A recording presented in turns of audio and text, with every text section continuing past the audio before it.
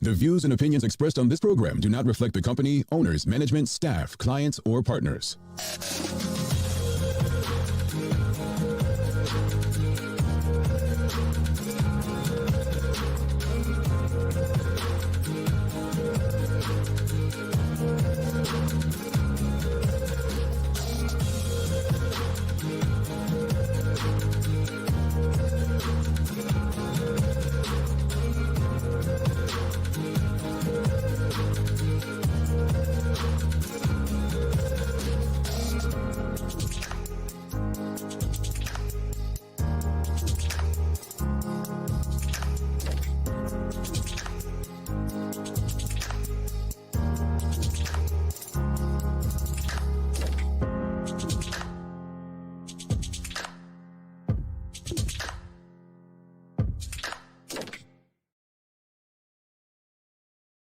The 12th day of March 2021. Welcome to the Daily Hour, brought to you by Medical House One Communications and Lindo's. I'm Jamal Hartman, along with Carla Zool and Jackie Lambert. Thanks for making us part of your daily routine. If you're watching online, share the link. If you're on Facebook, start a watch party. If you're on Twitter, retweet it. If you're watching on channel 82, call someone and let them know we're on. Just get the conversation out there to your network, and don't forget to like and engage with us. A good one to close out the week, as Tom Herbert-Evans from SailGP is stopping by. The Daily Play is the feud today, so number one answers only. But before we go any further, while the intro was playing, obviously we were having a conversation before we came on air. I went and Googled because, when it comes to Carla, I just think every conversation's the Daily Play and she's bound to get it wrong, right? So she told us or asked, is it daylight savings this weekend? And here's what's crazy. I honestly didn't know, right? I mean, who keeps up like that anymore, right? Long story short, I realized this morning it was really bright outside, and I'm like, am I late for this daily hour? Like, I'm looking. Even before I was back inside from the gym, I saw my wife outside walking. I'm like, my time must be, because whatever. Anyway, I just Googled Carla, and the time does spring forward. It does change. It doesn't for me though in the UK. That's why I was asking, because it totally throws off everything. Yeah, you're a week or two behind, I believe. Yeah, because it's the same in November, where you change first and then you change last, because I think this started in the George Bush era when they were looking at saving electricity and stuff like that. So probably about just over a decade or so when George Bush was president. But thank you for the reminder. I'll make sure I spring ahead. And Jackie, you'll be springing ahead in Bermuda as well. That means I have to wake up earlier there, because it will be noon. It's noon right now, so that means I have to mentally prepare myself for 11. That's like, you have so much time. I don't. To you all, but remember, my day starts different. My day ends at like 2 a.m. That's excessive. Look at your mouse face. No, but I'm like you want some sort of sympathy? Like what? No, it's just that like my daily our internal clock tells me 12 o'clock. So even if anyone says, can you do anything? The first thing I say is nope, because I'm busy from this time to this time. I have to adjust it for an hour, because usually 11 o'clock. Anyway, and it's Mother's Day on Sunday in the UK, so I get to celebrate twice. I should try and send you a care package. Just some Butterfingers in it. And Cheetos, thank you. and that's what it is. Hold on, I thought you were on Lent or something, not doing all that junk food and stuff. Right, it's just alcohol. I gave up alcohol. Oh my gosh, I'm dying. I gave up drinking.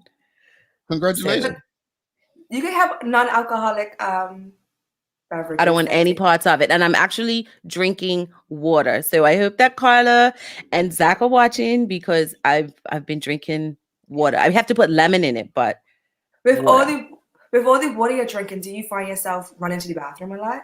You get so much cardio the more water you drink. All the time. And I even got a pimple. I named her Bertha.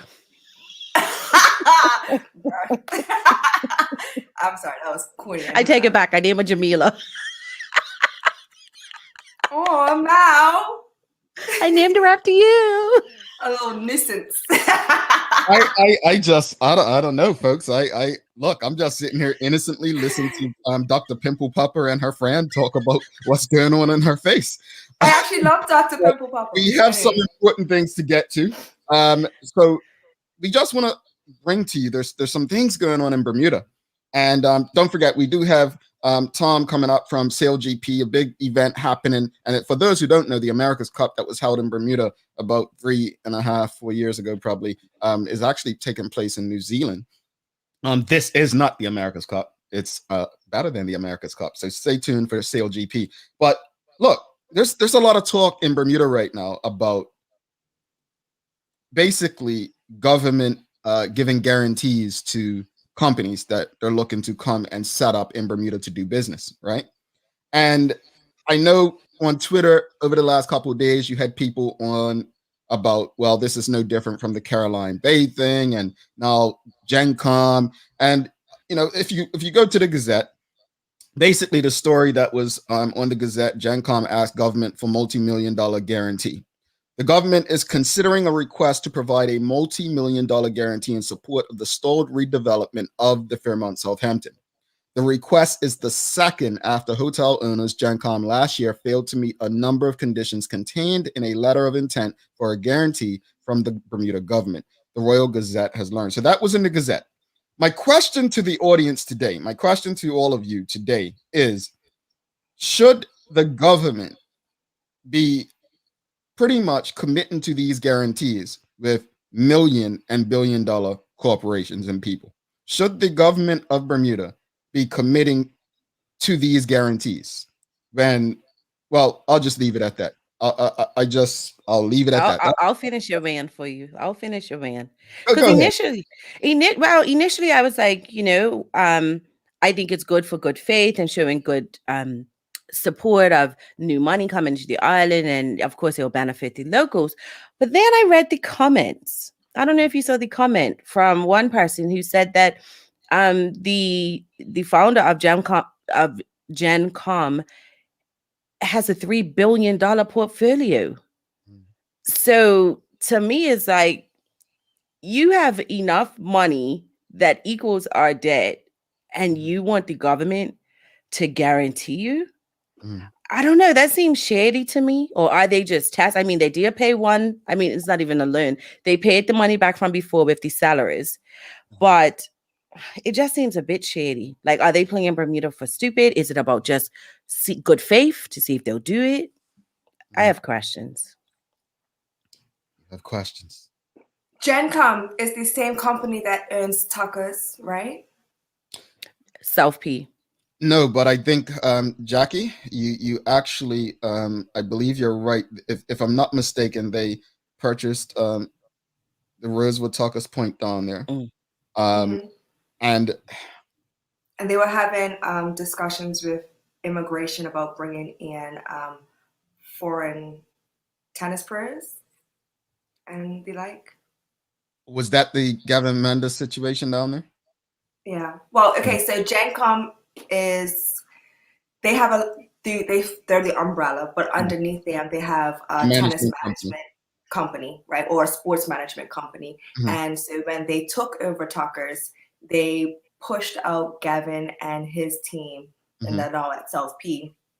And we were actually fighting against them to protect the local pros. So hey, that's neither here nor there. No, it's important. If they have enough money to be able to bring in foreign workers that will be taking the place of locals, whose best interest do they actually have? Because you asked if they're playing Bermuda for a few, and when they do stuff like this, and then they're asking for such a huge guarantee, when they don't need it, it's concerning to me more than anything. Well, I'll say this much, and I'm going to go to the comments in a few, because definitely the feedback from the audience on this particular topic, whether the Bermuda government should be issuing guarantees to million and billion dollar companies and corporations. Here's the challenge I have, and this is just me being extremely honest with our audience regarding my experiences. One of my greatest challenges in tourism was this thing in tourism where you're almost paying for tourists to come to Bermuda, right? And I'll never forget, there was this thing called the incentive fund, where pretty much you gave a concession to these groups to get them to choose Bermuda. So it might have been a split between the hotel and the tourism organization to kind of get this group. And there was a lady that came to work for Bermuda Tourism, and she had previously worked for South Africa. And she had a big problem with this. And I really took a liking to her. And the reason she had a big problem with this is because when she worked in South Africa, these big companies, mainly in the US, would want to take their big groups to South Africa. But then they wanted this country, this government, to give them some sort of concession or monies and funding, right? And I think that the industry, we have to change the narrative, because it's no way that countries that are struggling financially should be paying into, I think someone said it, the wealthy who are staying wealthy just to get them to this place. No, let me take this beyond Bermuda. This is not a Bermuda problem. If anyone follows the Olympics, look what has traditionally happened with the Olympics, right? There are countries that, go all out paying for the Olympics, right? They misplace their own people to build these stadiums for one-time use, right? This is not a just Bermuda thing. This happens all the time.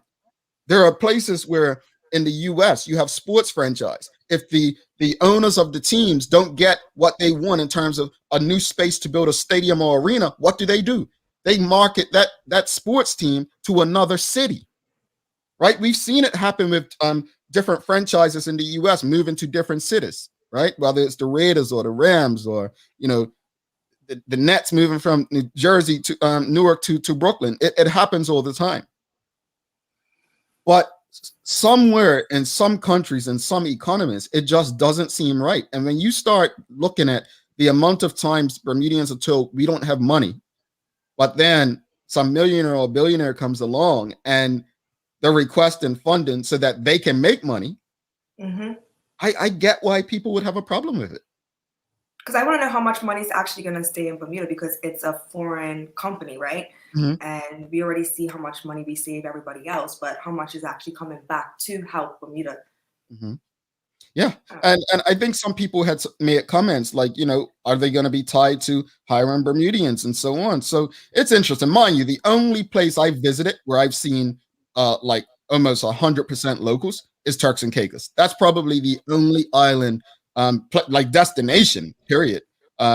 Probably Mauritius as well, but those are the only two places where it's been just pure locals. So Bermuda's not, unique in that sense. Dijon Simmons says, jokes aside, obviously not knowing the intricate details, I hope it's handled better than Caroline Bay or Grand Atlantic or Savvy Entertainment. Okay, Dijon. Yep.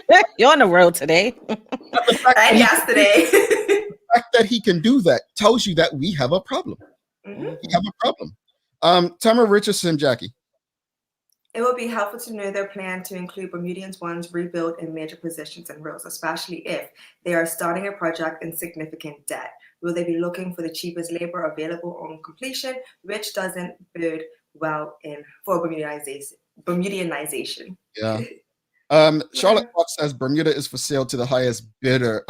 That's every destination, truthfully. I spoke about this last week. Like, you go to different islands or use Dubai as an example. Like, these places are for sale. Like, that's just how the global economy works right now. It all comes down to what you negotiate as that country, though, right? What are you negotiating to get back for your country and your people? Lamar Woods, Carl. It's called leverage. When you have a lot of money, you have the leverage to negotiate. It's all business. We need better negotiators. I think he hits the main point right there. It's all about negotiating. Like, this is nothing that's unique to Bermuda. It's not unique to Bermuda. There are many countries, cities, jurisdictions that are in the same position. Everyone is fighting for a piece of the pie. Amanda Kelly says Atlanta is a good example. Please explain what you mean by that. But let's use Atlanta. Atlanta has been one of the I mean, it's been booming like no other city in the U.S. Yes, you have Austin, Texas, has just really come along. But if you look at Atlanta, since the Olympics in '96, they've built numerous arenas, stadiums. They've hosted the All-Star games. They've got a new MLS team. They've rebuilt the Georgia Dome. I mean, Atlanta has had a growth that, I mean, look at the movie scene. It's like the Hollywood of the Southeast, right? People would rather go to Atlanta than LA to make a movie at this point. So that is a great example. Now, how did Atlanta do that? You had the right people in the room negotiating. The Chica Trot says the Bahamas has a significant number of locals in the industry. In order to obtain a tax break, then the hotel has to sign a commitment to have at least 95% local staff. I actually believe Ms. Ferbert, the late Laverne Ferbert, used to always use Bahamas as her example. Summer Richardson, Lamone Woods, we need more savvy negotiators. I see what you did. She got jokes today. This is not a comedy, you all. One more comment. Amanda Carla. Truth be told, Bermudians get paid less for doing more work. Thus, more funds leave the island. Great discussion, as most of us are clueless. Indeed. Okay. Atlanta has displaced many to appear as it is. Well, see, that's a different perspective, and it's the example I use. And the Olympics, building all these stadiums, where are the people that were living in these places going? Have they been misplaced? So look, Rick Olson says lots of Dominicans, Haitians, Jamaicans, Canadians, Americans, and Europeans in TCI. I didn't see any, and I remember when Michael Missick was premier, he used to champion the fact that there were so many locals on the front line there. That was one of the things that I believe Dr. Ewart Brown actually said in his book, that, he looked at there and that's what he wanted for Bermuda. Like, he wanted Bermudians to feel like work in the tourism and hospitality industry is not servitude, it's service. And he wanted to really people to see the difference in that. So, but you would know better than us, Moneybags. Look, we're going to... No, Rick loves vacation down there. I mean, you vacation there, you got the money, so he knows it ain't no shit. Look, let's go to the news break. After this news break, we have Tom Herbert-Evans coming up from SailGP. Have a great conversation with him. Carla, you got the giggles. Jamila, talk to your girl, Your pimple is not my goddaughter. Anyway, news break time. We'll be back after this.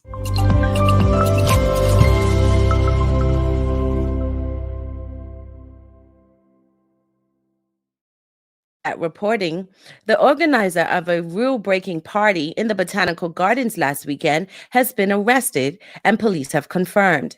The event led to a ban by the Department of Parks on nighttime gatherings at parks and beaches as the island remained under curfew after a rise in cases of the coronavirus. It was also revealed that fixed penalties are under development to slap violators of health restrictions against COVID-19 with an immediate fine. Assistant Commissioner of Police Martin Weeks said the planner of the Botanical Gardens event last Friday night would absolutely appear before the courts for the breach of COVID-19 regulations at the party, which was held in the Horticultural Hall. Mr. Weeks added others who were at the event could also be charged.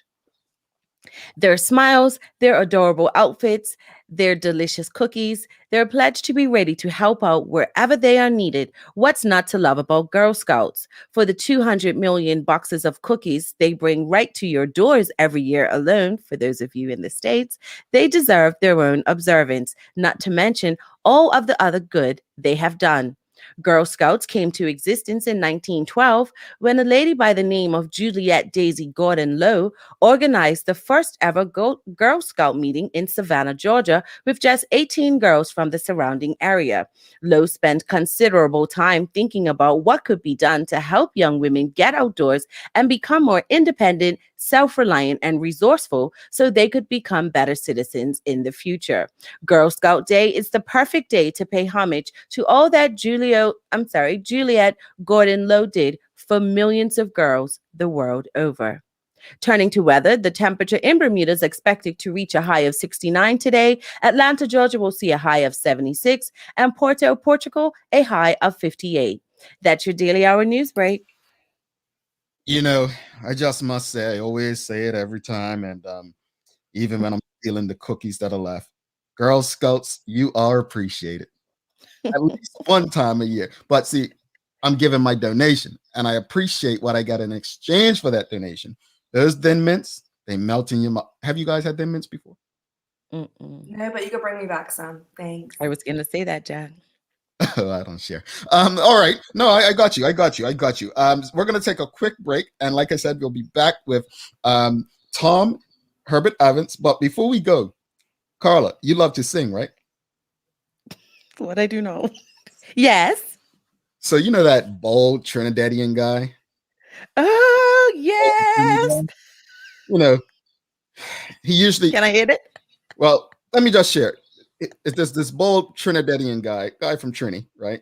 Used to be a news reporter. He loves the couch, right? Because he's a Somerset fan and cut match, so he usually has to spend a lot of time on his couch during that time of year. But it's his birthday today, so I want you to sing a happy retirement birthday to him, right? To Gary Moreno. Can you give us a quick bar? Real quick. Happy birthday to you. Okay. All right. That was fine. All right. On that note, happy birthday to our good friend Gary Moreno. I'm sorry. I didn't know it was going to be that bad. We'll be right back. This is the special birthday song. Good day, Medical House Store speaking. Can I help you? Medical House is Bermuda's leading one-stop shop for healthcare. Medical House is a great resource for Leroy. The service is excellent. Medical House is best known for its uniforms and footwear.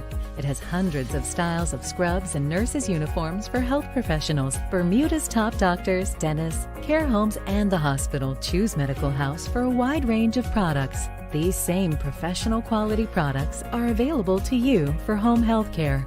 The biggest reason to come see us is that we specialize in these areas and the education and knowledge that we provide. Medical House is on Millreach Lane in Pembroke, where there's private parking right outside the door. Call or visit Medical House today. Welch's, producers of the world's best-known grape juice, have been based in Concord, Massachusetts since 1869. Distributed in Bermuda by John Barrett & Son, Welch's has become a household name. We're featuring Welch's 100% Concord grape and Niagara grape juices, distinctively delicious and heart-healthy, and ushering in bold new flavors. Welch's Super Berry Juice, combining the Concord grape with Aronia berries for tartness and mangosteen for sweetness, and Welch's White Grape Peach and flavored blend of white grape, pear, apple, and peach juices. Lindo's, why go anyplace else? All right, welcome back to the big show. Carla Zul, Jackie Lambert, I'm Jamel Hartman. It's the Daily Hour, brought to you by Medical House One Communications, Lindo's, and our friends over at Channel 82, where you can also watch this and many other locally produced shows if you have One Communications cable. Sorry, that was not a preview of the Grammys. I think that takes place this weekend. Simon Cole texted me while we were on the news, and he's sending a limo to come pick me up. So whatever. Take you where? Which Simon? Got to be more than one Simon Cowell after that. My goodness. Well, look, we have Tom in the background coming into the show. Don't forget, if you have any questions, please just submit them, and we'll get as many questions and comments in as possible. But without further ado, let's bring in Tom to the conversation. Welcome to the show, Tom. Hey, morning, guys. Why didn't I know about this Daily Hour before? I should be watching it every day, every week. Just tell me when's your birthday. I'll drop one for you too, darling. Oh, Tom, don't encourage them. Don't encourage them. My goodness. But no, thank you for making the time. We definitely, especially my partner, we definitely wanted to have this conversation, get you guys onto the show and discuss what's happening. So just for those who don't know, obviously the America's Cup, I believe, is still taking place in New Zealand, and Bermuda was lucky enough to host the sailboat race in 2017, right? June of 2017. But that's right. Yeah. Speak to people a bit about SailGP. Who and what is SailGP? Yeah, look, it's a really interesting point. The America's Cup was obviously here back in 2017. It's crazy how much time has passed, water under the bridge, literally. But SailGP is very different. It's totally unique, and it's a global Grand Prix. It's a racing event that goes around the world. We have 8 different events planned this season, the first being in Bermuda. So we're all super excited, obviously, coming to Bermuda with the most amazing natural amphitheater ever. But the really important detail with SailGP, all the boats are identical. So, if it's the New Zealand boat or if it's the French team, every component on board those boats are the same. So what we're trying to do is find the best sailors in the world. Whoever wins this championship is going to be the best team in the world at the moment. And I think looking at the lineup a little bit, I've never seen such a competitive group of sailors that are coming to the island in any racing championship ever. So there are 8 teams. They'll all be competing against each other on the Great Sound. So this is 8 boats on one race course, so 8 wide. So watch out for that first mark. Make sure you guys aren't too close if you're on the water watching.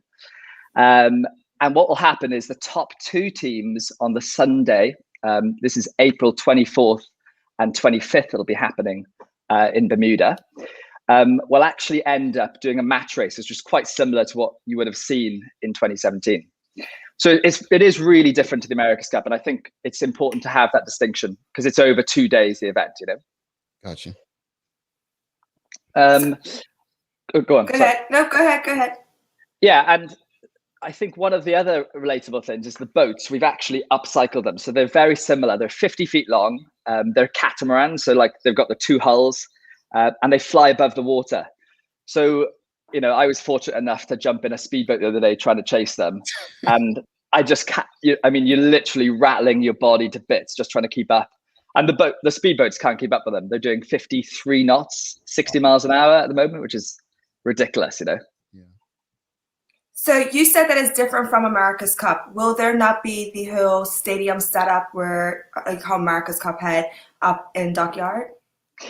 So different in terms of the format for sure, but what we're actually going to be using is working with Wedco as well is using all of the infrastructure that was set up in 2017. So the Cross Island, all of the existing sheds that were left there for the old, I think it's the old Oracle shed and the British team shed. So we'll be reusing all of that infrastructure to kind of house SailGP while it's here in Bermuda. I think I've got a bit of skin in the game. I've actually been fortunate enough to spend some time in Bermuda before SailGP. And one of the really exciting things about SailGP coming to Bermuda, as opposed to all of our other events, we're next in Italy and Taranto.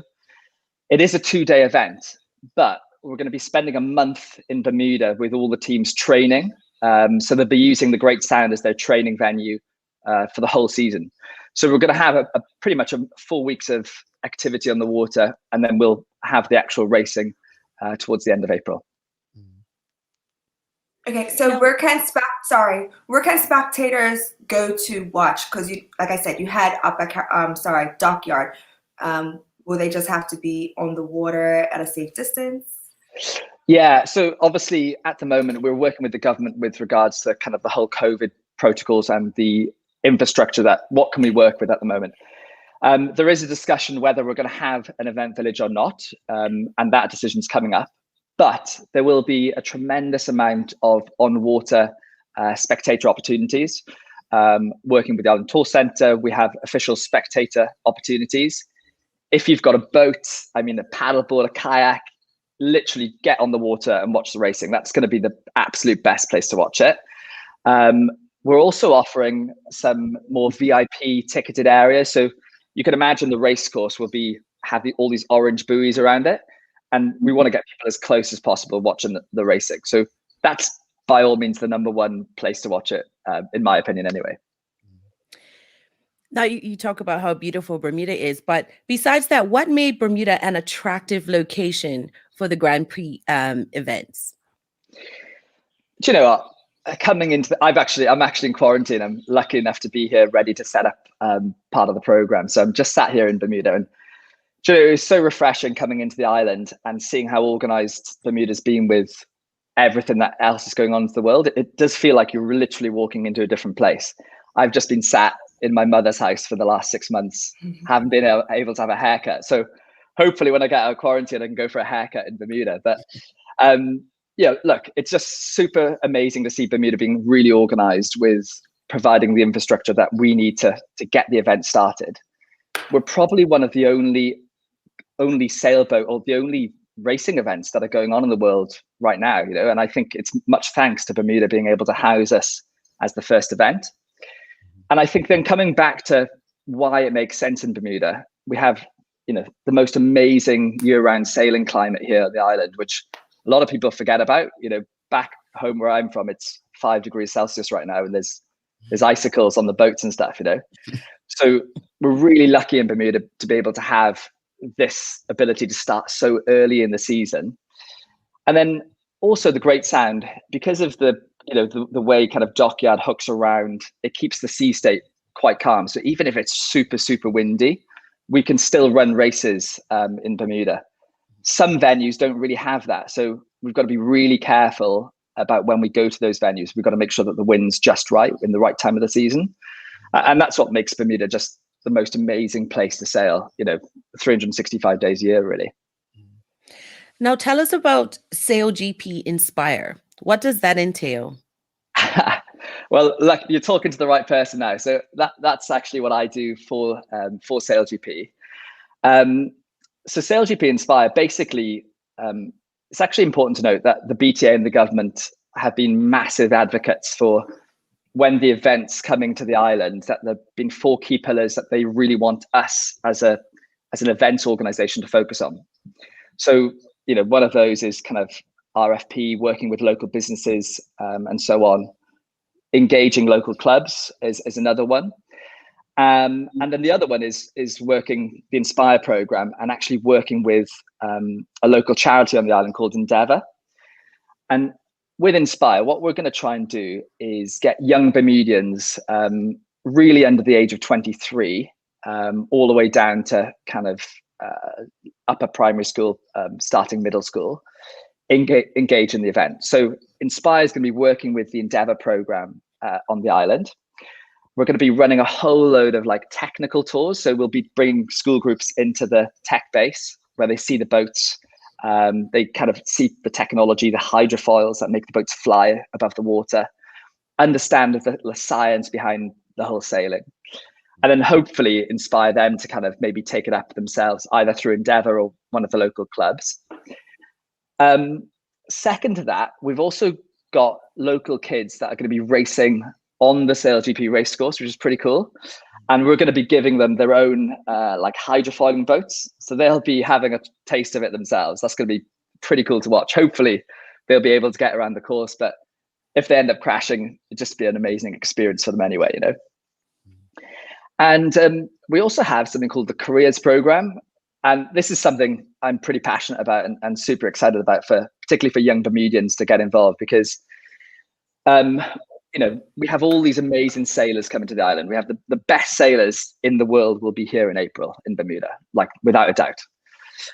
And what an amazing opportunity to inspire not only young sailors, but also we have the best photographers, videographers, media people. There's all these different roles within SailGP. So there's about 80% of the workforce are non-sailors, which is quite hard to believe, really. So we're going to be giving young Bermudians the opportunity to learn about boat building. So they'll actually be building and laying up carbon fiber. We'll see if this actually happens, but we may actually give them a part to make on the boat. So there may be some of the kids on the island actually making bits for the F50. So hopefully it doesn't break while it's out there racing in the Great Sound. And then the other cool thing that I'm pretty excited about, we are trying to recruit local photographers and videographers, young Bermudians that are just interested in that field, and you don't normally get this opportunity. We're going to give them some camera hardware and some training with one of the professional photo video people. And we're going to get them accredited. They'll actually look like official media people. We're going to get them accredited, get them in the on the race course, taking photos of the boats in our hospitality areas, taking pictures, and really trying to give them a bit of a boost and a bit of a leg up, if that makes sense, if that's the career pathway that they want to pursue. So there's many other opportunities on water operations as well. We've got young kids helping in that department. And the idea is at the end of the event, we want to give them some recognition, update their resumes, and also give them a reference from that individual that they've been working with as well. So super excited about that program, you know. Yeah, you answered a lot of questions that I had after hearing you in the beginning. Was how are the locals going to be engaged in this? And I think that everything you said is really awesome, as Carla just said. The awesome day was yesterday, but yeah, or the day before. But no. But, you know, it's, What? I gotta say, Sorry, what I really my apologies. I was just to say, you know, really credit to the BTA and the government, because obviously I work for SailGP, but I have been living in Bermuda, working for another organization prior to this. And I think when I heard you on the earlier part of the podcast talking about these kind of global events, you know, having wealthy individuals back them and so on. And I think credit to the island, because I think they've held SailGP accountable. And unlike any other venue, we've come into the island and we have 4 key deliverable things that we have to deliver within the community. So we wouldn't normally do that, you know, and I think Bermuda, the island, have held us accountable. It's within the agreement with SailGP. And one of those things is also bringing awareness to Bermuda's maritime heritage or sailing heritage, which is something which often goes unknown on the island, you know, and I think we've got a really nice plan to really outroll that and try and get more kids, youth, and then also get more people on the island more knowledgeable about how great an influence Bermuda is over the sailing world, you know. What I appreciate as a journalist, what I appreciate about what you said in regards to like the photographers or the videographers is that, like, for myself, if I was younger, sorry, it's a joke between Jamal and I. If I was as a student, while I wouldn't have an interest in sailing, it's such an awesome opportunity to capture the moments. So I really appreciate that aspect of SailGP, because that's a skill that they can apply across the board. It's not just confined. So kudos to SailGP for that. Yeah. How do students get involved? How does SailGP intend on getting students involved? Will you go to the schools or do a community call? So with this partnership with Endeavour, Endeavour have an amazing direct relationship with all of the schools on the island. So what we're doing at the moment is reaching out to them to organize. We'll have about 240 kids engaged in total. So we're basically Endeavour supporting us with, you know, reaching out to the schools, getting them into our kind of technical tour schedule, which, as you can imagine, is more complicated with the COVID restrictions that are in place. With regards to the photo, video, and the careers opportunities, also with Endeavour and trying to get the graduates to that program. But we're also working with the Bermuda College. We do have a link in with them to really try and identify youngsters that are, especially with the media side of things, that are already doing those courses in the Bermuda College, to try and get them to come and take those opportunities, because it is nice to have a little bit of a foundation interest in those particular opportunities, you know. I want to go back, because it's often been said, even when we had the America's Cup in Bermuda, that Bermuda is a great year-round sailing destination, right? We talked about negotiating on behalf of Bermuda, and people saying earlier on negotiating better things. There's 2 things, and this is neither here or there for you, but there's 2 things that really I wish I was in the negotiating room for, and that was the Bermuda Carnival and the America's Cup. Neither of them should have taken place in June. Both of those, in my opinion, should have happened in April. And so it makes me smile and happy to see that this event is happening in April. Why April? Because that's a time when there are less people traveling to Bermuda. June is a time when a lot of people are traveling to Bermuda.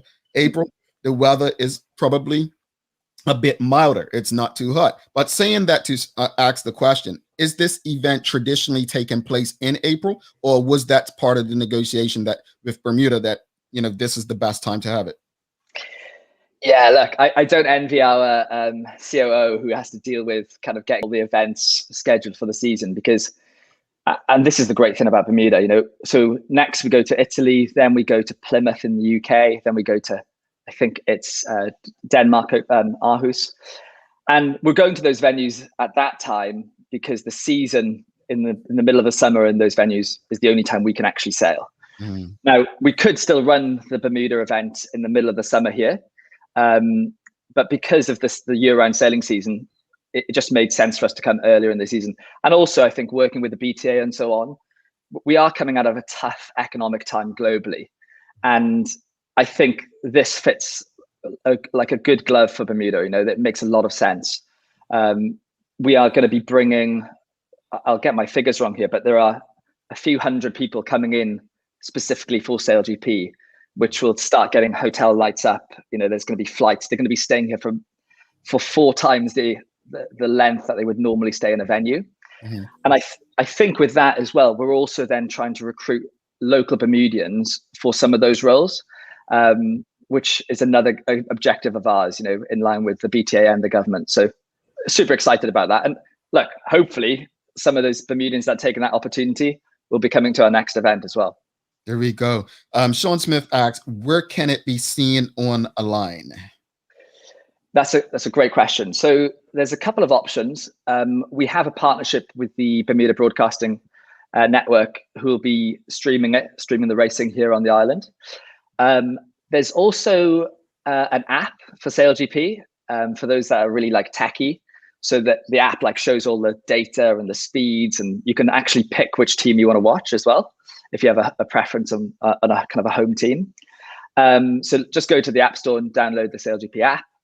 And then it should be available on other networks, Facebook, YouTube, but just check the SailGP website, because sometimes there are geolocations that, depending on where you're viewing from as well, Rick Olson asks, is there any vacation packages for visitors? I know you mentioned visitors coming for a longer period. Yeah, for sure. Our lead partner for supporting us, particularly with this, is the Hamilton Princess. And I know that they are offering certain room packages for the event. But in terms of then coming on the water, we just want to really embrace all other avenues of coming to the island and staying. So whether it's other accommodations, hotels, Airbnbs, all that kind of stuff. If there are people traveling here, of course, we want people to come and watch the racing, and then get out in the water, use the spectator boat opportunities, find a friend with a boat, and all that kind of stuff.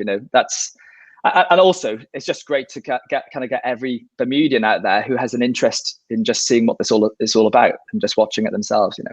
Indeed. Before we let you go, what are something where can people find more information about the event to get involved and maybe just come out to witness a race? Yeah, the best thing you can do is to go. We'll be having several little bits of information now coming up locally, whether it's through local media and so on, to kind of keep the local community informed of where to watch. Also, if you go onto our SailGP website, if you click on the Bermuda event, you'll find all the local information on there, whether it's on-water ticketing, local packages. Yeah, we are, as I say, with a waterfront experience potentially in Dockyard, we are working with the government on that. If we get some good news, there could be some spectator opportunities, but that will all come out within the local media in the next few weeks. But other than that, yeah, just feel free to touch base with us. Also, any volunteer opportunities, and I think any ways that any locals want to engage with us, if there are any roles available, check the Bermuda Jobs Board. We're advertising on there. And then also feel free to reach out to us on the SailGP LinkedIn page as well, where we're kind of processing most of that. All righty, Tom, thank you so much for coming and sharing this information. Is there anything else before you go? Yeah, Jamal, look, I just wanted to tell you guys one little thing. I'm a bit of a sailing geek myself, so I try, but I do a lot of teaching. So I try and convey it in the most palatable way possible. What's really cool about SailGP, the F50 is the boat that will be racing in Bermuda, 8 of them, right? And the genetics of the F50, the design and the technology is something called the Bermuda rig. So it has the front triangle sail, and it has the big wing, the big rear triangle sail. And that was developed in Bermuda 400 years ago. And 350 years ago, Bermuda had the fastest sailboats in the world because of the Bermuda rig.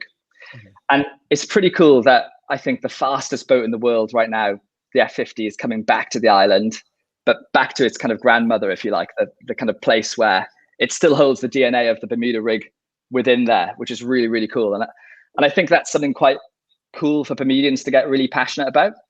And, I was coming from by the way, the new airport is amazing. I felt like I was arriving in Miami or something like that. It was really, really cool. The other thing that I was chatting to the taxi driver on the way to quarantine.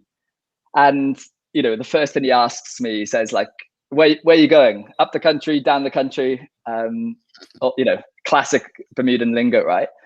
And a lot of Bermudians, I'm not sure if they're aware, but when people reference the direction of travel around Bermuda, they're actually referencing it because of the Bermuda rig and sailing up to the West End or sailing down to St. George's.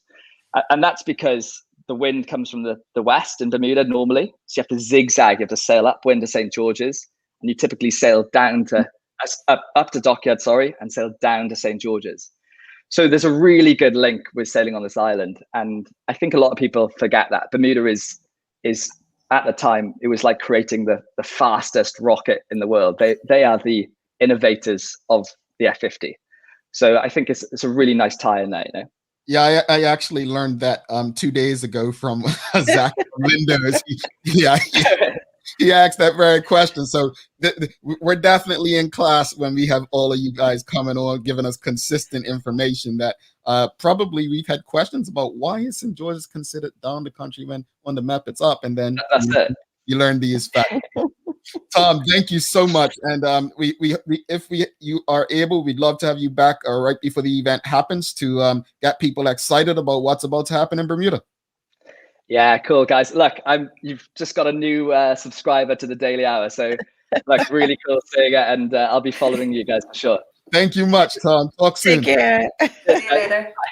All right, that's awesome. Look, I'll say this much: I know all the politics around the America's Cup and people felt how they felt, but I love sports. I like competition, and I think when I think of SailGP, it sounds like it's going to be an exciting boat race. Just put everything else aside and look at it for what it is. I think I'll probably be online watching it. And I hope you will too, because I need you guys to pick a team so that I can win against you. You know what I'm saying? I like the concept that it's equal playing field where all the boats are exactly the same. I think that is so cool. Yeah, it couldn't be me. I'll be putting an engine on mine. You know, put a kit on it. That's what it is, right? A kit. I'll put a kit on it.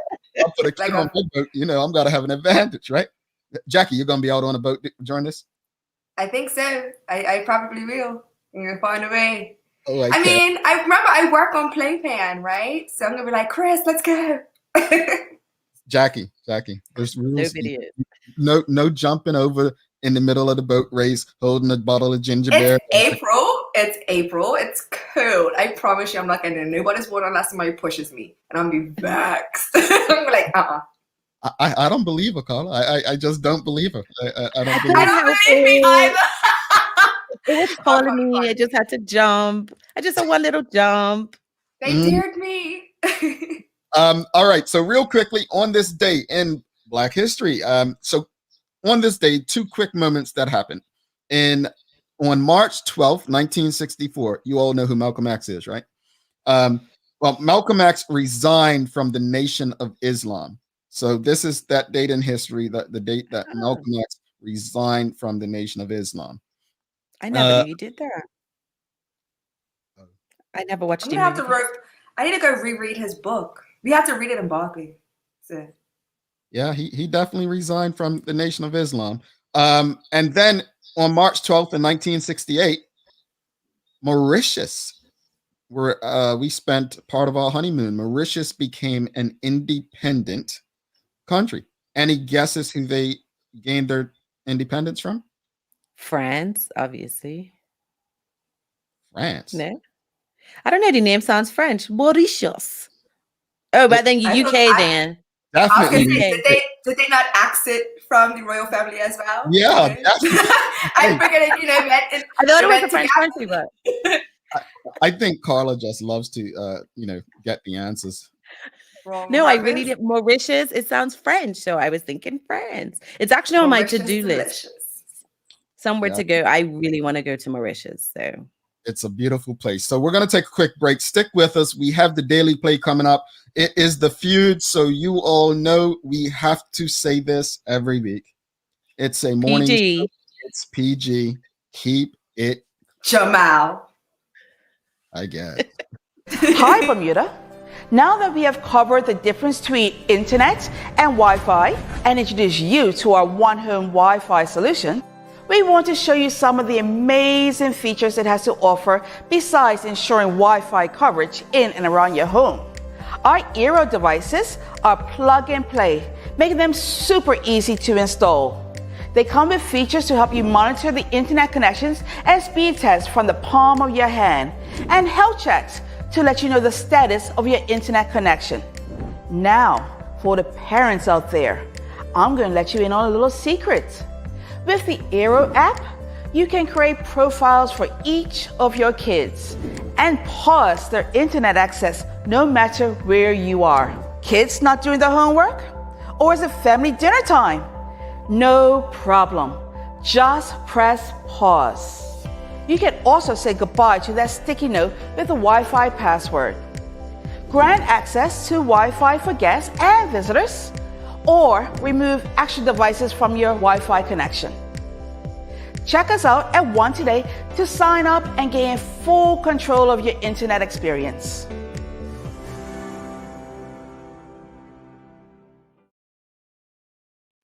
All right, welcome back to the big shows. Carla Zul, Jackie Lambert, myself, Jamal Hartman, and it is daily playtime, folks. I'm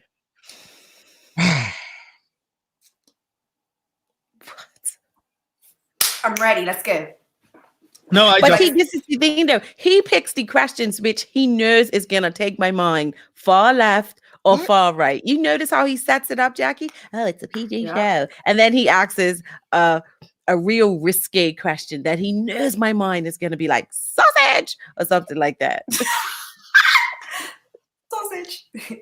I don't know. I always think squirrel. Here is the first question, folks. Help them out because they're probably gonna be a little off on this one. If you had to give up a part of your body for 1 month, what would it be? My mouth. Not even on here. No, my stomach. My fat stomach. That's number 4. Wait, do I get to trade places? Here's something the question. You want to give up. Help them out, audience. If you had to give up a part of your body for 1 month, what would it be? Help them out, audience. The only thing I can think of is a butt, but that doesn't make sense. It's not here. Part of your body. My ears? That's hard. A Ears finger? was number 5. Ears was number 5. My legs, so I can keep still. That's number 1. I don't ever want to keep still. Legs. I'm on my feet all day, so yeah, I'll take a break. Saying hair. Hair was not on the list. Toenail. That's not a part of your body. On the list, not part of your body. The number 1 answer was legs. Feet was number 2. Arms number 3. Stomach number 4. Ears number 5. Butt number 6. And hand was number. I had number 6. I'm trying to gain a butt, not lose a butt. All right. Here we go. Second question. This is really aimed at mainly people in the US, but I'm sure you all can answer this. Name an occupation that's most likely to cheat on taxes. Lawyer. That's number 3. Accountant. There we go. So, accountant, CPA number 1, doctor, dentist number 2, lawyer number 3, self-employed number 4, and food server number 5. I was gonna say an actor or actress because they'll always get into jail for not paying their taxes. Well, yeah, we did have that. Yep. Blade spent like 10 years in jail. Yeah, so we had accounting was number 1, and then waitress was the last one. It's number 5, I think. So, all right, here we go. Last one. Name a way in which a magician might end a relationship. He disappears. Or he makes them disappear. What'd you say, Jack? We both said disappear. Yes, that is the correct answer. If either of you would have gotten that wrong, I would have had to question. He drops the smoke bomb. Poof. So number one answer was but check it. So this is a sexist question when I look at the answer. Make her vanish. That's what I said. That's the second one. That sounds like very America's Most Wanted. Like why it's gotta be me? Who was saw her in half? Oh, look, he said it too. James Press says James. Well, and then I'll be looking for his exes. Was girl from Bucks. And then number 4, I think Carla said this as well. He disappears. So few people said disappears. So that we kept it clean today. Give yourselves a round of applause. Yes. And I think you both got them all right. Well, no, not the first one. The first one you had some challenges. That one doesn't make sense. Who wants to lose their legs? I'm on my feet all day, so I'll take a break. Oh, Jackie would give her legs a break. You know, just a month. Just a month. She wouldn't even say. I feel like month is a long time. Like I just need like 2 days. 2 days. If you enjoyed this episode, make sure you slap a like, a love, something up on this. Give us some love. Just show us some reaction. Let us know what you thought of today's episode. Carla, you got any inspiration for us? What's the point of being alive if you don't at least try to do something remarkable? Anonymous. Who's this anonymous person? They're pretty good. Anonymous is the ones that wait, never mind. They don't have a credit to them. That was a mimic because there are the people that are anonymous that, you know. But we wouldn't know because they're anonymous, Jackie. But what are we doing? Anyway, what you guys think of today's show? What you got, Paula? Oh my gosh, he was such an awesome ambassador. He really made it engaging, and I hope that young people take advantage of opportunities with the Inspire program that they're launching.